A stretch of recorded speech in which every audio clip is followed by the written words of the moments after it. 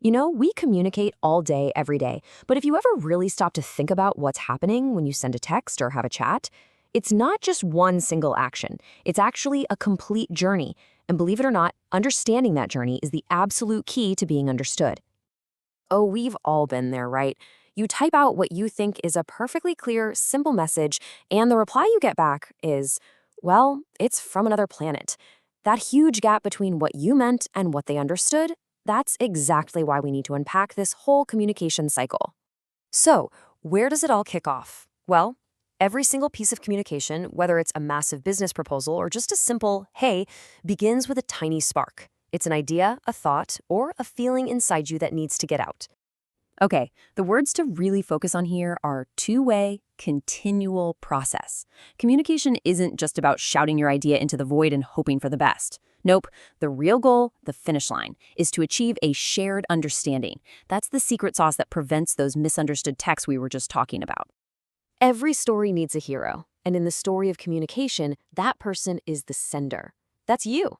That's me. It's anyone who has something they want to share. You've got the idea, and you're the one who kicks this whole thing into motion. All right, so you've got your idea. Now what? Well, the next stage is all about turning that thought into something real, something you can actually send out into the world. It's kind of like you're building a little vehicle for your message to travel in. And here it is, the whole roadmap laid out for us. It starts with the sender. That idea gets turned into a message, which then travels along a channel to get to its destination, the receiver. But wait, it doesn't stop there. The final and maybe most important step is feedback. That's what closes the loop.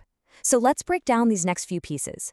The message is basically the what. It's the core content you're trying to send. Is it a fact? A wild new idea you just had? Or maybe you're just asking a question? This is the precious cargo on our communication journey. It's the whole point. Now, the channel.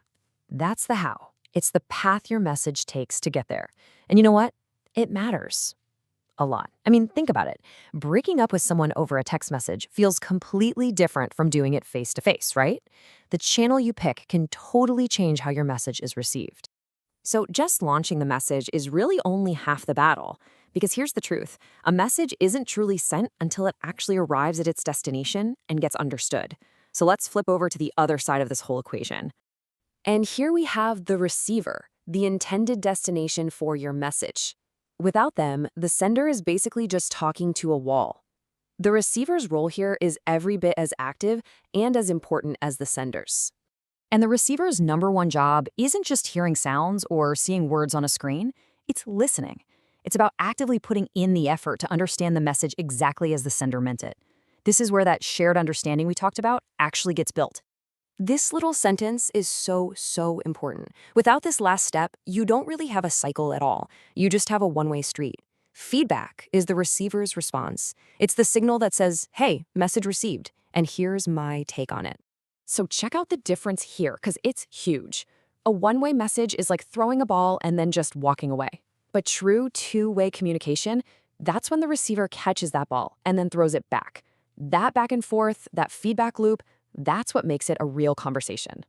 Okay, so knowing the steps is one thing, but being a truly great communicator means you also know how to choose the right path for your message. The method you use really matters. Let's just compare two of the big ones. Face-to-face is probably the richest way to communicate. It's quick, it's easy, and you get instant feedback from body language and tone of voice. Perfect for tricky conversations. But email? It's super fast and you can reach tons of people at once, but you lose all that nonverbal stuff, which, as we know, can lead to some major misunderstandings. And of course, the options are pretty much endless. You might use a poster for a simple announcement or call a big business meeting for a complex decision that needs a lot of discussion. Every single path has its own strengths and weaknesses. So after all that, what's the big takeaway? It's that great communication isn't just about sending a perfect signal. It's about paying attention to the entire journey, from your first little idea all the way to the feedback you get in return. It's about making sure your message not only arrives, but that it actually lands the way you intended it to. So the next time you're about to send a message, whether it's a text, an email, or you're just about to open your mouth, remember this. You're not just sending information. You're starting a journey. And the path you choose is going to determine everything. So, which one will it be?